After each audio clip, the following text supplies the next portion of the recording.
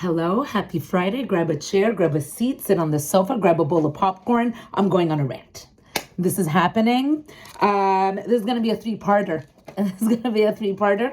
Because I'm currently looking for a job opportunity. If you were recently on my page or saw my stories, you'll see that I'm looking for a new job opportunity. And to be honest with you, I'm excited. I'm excited because since 2010, I think there's only one job that I got via applying. All the others, if I'm not mistaken, have come because people called me, hey, what are you doing? We're hiring for this or whatnot. So I'm very, very grateful. I know that's not the case for everyone. Finding a job can be a very long, annoying, stressful process. So I've been very lucky. So now I'm excited because I feel like, wow, I have the opportunity to now go and do whatever with my life. And I think that's exciting, not knowing. There's a little bit of excitement there. So I'm in the process of applying a lot. And as you know, looking for a job is a full-time job within itself. And I want to talk a little bit about the process of looking for a job. I think we need to have this conversation. Because things need to change, because this is not a process. I'm young. I'm super young. I'm 40. But in the workforce, I feel like that's maybe a little bit in the older range, which is insane that we would consider 40 to be older. But you know what? The reality is I'm not 20, right? I didn't just finish university looking for a job. And so when I first started out, when I was, again, very young, or younger, I would either look in the newspaper, Circles and Jobs. There's a fax number. I could fax. Or 90% of the time I would try to make it in person, drop off my resume. Hi, this is my face. This is what I do. Here you go. And like I said, you can also fax. And then I would call the receptionist of the company. I would say, hey, you got my fax? She would say yes. And then that would be it. No, that is not what is happening in this day and age in 2023. And this needs to stop. First off, you're working on the competition is crazy fierce out there, which is fine, right? So make a resume. You spend, I don't know how much time trying to make your resume as perfect as possible, making sure the periods, the consistency, the commas, everything is great. You don't want to do too much, because if you give over 2 pages, people won't call you. Like, there's all of these rules. So you do all of this and then you go, and I don't know what it's like. Let's say if you're applying for like fast food job or anything like that, I think that maybe that's still a go in and fill out an application. But a majority of the jobs out there right now, you got to go and apply online. You have to go and apply online. And that is the most horrendous, awful experience ever. We need to put a stop to the way that things are being done, because now you do the resume. You go online and then they tell you, upload your resume. You do. And then they say, do you want the system to just grab everything on your resume and auto fill out this entire thing that states everything that's already on your resume, on top of adding the link to your LinkedIn if you have a LinkedIn? Like, how much transcribing do we need to do? And then, I don't know about you, but I have never uploaded a resume onto these systems and that it properly reads my info. And I know what you're going to say. Well, Angela, if you go online, there's some templates that you could use. Yeah, you know what? They're fucking ugly. I don't like them. I want to stand out. My resume right now is a light sort of green color, and I really like it.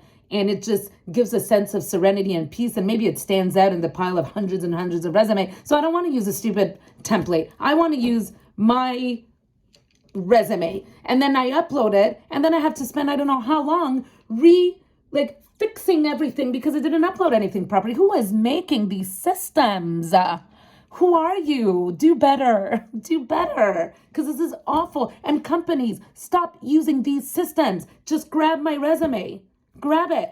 Why do I need to retranscribe everything? That's insane. So then you do all of that, and then you're like, you know what? Let me hit send, like apply. And then you're like, no, I can't, because now you need a degree and you have to have a master's in SEO for your resume. You got to SEO the shit out of your resume, because now companies use bots that go through your resume and application and pick up words. What are we doing? And now it has to pick up key words, and then it grabs the keywords, and that's sort of like your your triage. And if you don't have those keywords, then your resume won't be picked and seen by the human at the other end, which, by the way, no offense to anyone who's in HR. It's a very difficult job. It's not a fun job all the time. I get it.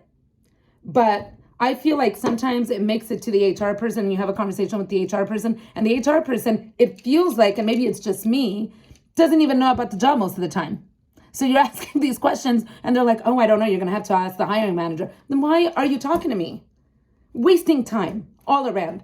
And the kicker, the cherry on the sundae, is that you're doing all of this for a job that you don't even know whether you want or not, because no one posts salaries. So we're starting off our relationship as employer and employee based on wasting of time, because now you're asking me, well, do you want apply for this job? So I apply for this job, but I don't know if it's a good salary or not. And so then we both waste time, because now I don't know about you, but when I apply for a job, if I have an interview, even if it's just a first round with the HR person, I do research. I start reading up on the company. I read up who the players are, what are their strategies, what are their missions, not only for myself to see if my values would align with this company, but also because I want to be prepared. I want to be prepared when I go into the interview, right? So now I'm doing all of this for a job that I may not even be interested in, because it may not even be within my pay grade. Why are we playing this game? Why are we doing this? And then oftentimes you make it to the interview with the actual hiring manager, and you say, so what at the end, after answering all of these questions, which honestly, let's just start off the interview by talking about the salary. We need to stop making this so taboo. There's salary ranges that go with experience, that go with several things. You're either interested or not. So then I do this entire interview, and then at the end they're like, do you have any questions? And I'm like, well, you would think that they would say, yes, well, this, before you ask your questions, here's the salary. No, but they oftentimes don't do that. And then you say, so what is the salary range? And then they say to you, well, what is your salary expectation? Let's stop it. Let's stop this. No. Are we adults or are we not adults? Are we adults or are we not adults? Just tell me how much you are paying, and don't lowball me. Because if you do, I'm going to end up finding out in the end, and then I'm going to want to quit. And then that's not a really good long-term plan in terms of the employer, right? So all of this is unenjoyable. So that's part one, bucket number one. We're already 8 minutes in, and I just did, but I promise you, all 3 buckets will not take 8 minutes each. I promise. And if you're still here listening, thank you. Thank you to my 12 fans. Anywho, second thing, I want an internship. I've said it. I want an internship.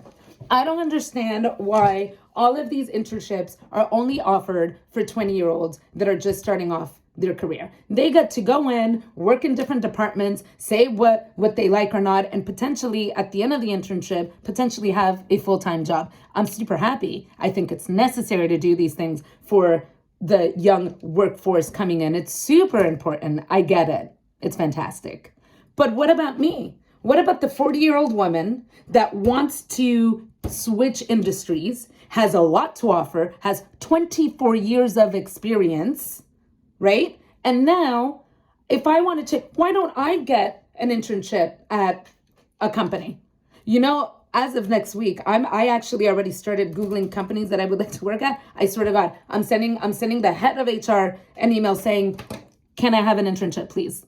I'm not working right now. How about you take me as an intern for 3 weeks to a month? Because I have a lot of experience, I don't need to do an internship for an entire summer. Maybe we do adult internships where adults come in while they're not working, and they could work, for 3 weeks, and then they can see whether it's a good fit or not. Why are we not doing this? It's just logical to me. That would be great. And also, we need to stop treating older people. By older people, I'm not even just talking about 40-year-olds. I'm talking about people that are in their 50s and 60s who are, in my head, still very young. And we're treating them like they're, I don't want to hire a 60-year-old. Why not? They have so much experience, and oftentimes, like when you're in your 20s, you're not sure what you want to do. Not everyone is like that. I'm generalizing, but you maybe in your 20s, you want to hop around from one job to another. But when you're 60, I don't know how much hopping around you want to do. Isn't that worth something on top of the experience and the wealth of the knowledge and all those things? Like, why do we treat aging like it's such a problem on all levels?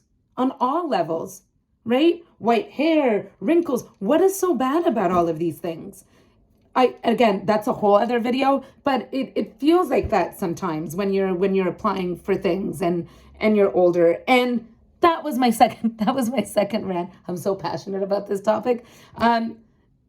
The third part is not really a rant, actually. It's more of a encouragement, because while I've been applying for jobs, I've been thinking a lot about my stay-at-home moms. Now, I've never been a stay-at-home mom. It's not for me. I applaud you, or stay-at-home parents.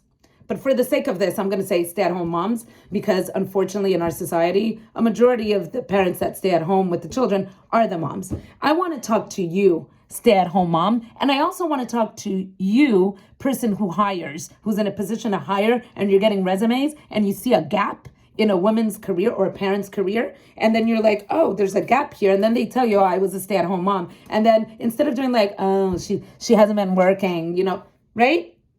Let's stop this. Let's stop this right now, because I've been thinking about it. And when I am hiring, I actually look at the resumes. And if there's been a mention of, I had kids or whatnot, I actually almost make it a point.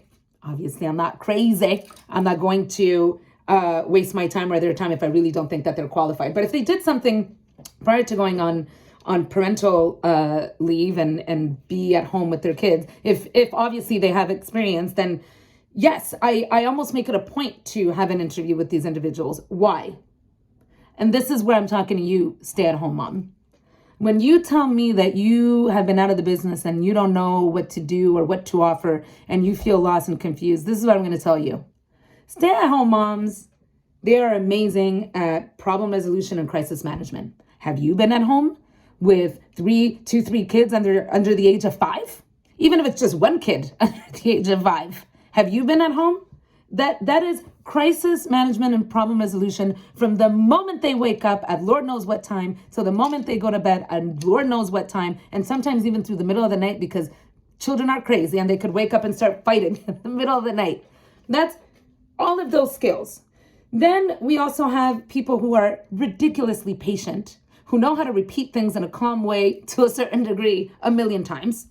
So great at training. Then you also have people that are loyal. Like once you get older, you don't necessarily want to be jumping from one career to another. You sort of want to stay put and get into it. Those are great assets to have in a company. And these are also women who can multitask. Have you been a parent? You can multitask. You're doing everything at the same time. So you're patient, you're multitasking. Like there's just such a big, long list of things that parents know how to do. And not being in the workforce doesn't mean that you're no longer good. It's like we dispose of people so easily these days. Let's stop that. Anywho, those are the things that I had to say today. And so again, if you're in a position of power or if you are hiring people, let's change the process, the application, process, and let's change the way that we treat people in general. Let's be kind. Wishing you a wonderful weekend, and I'll talk to you soon. Bye for now.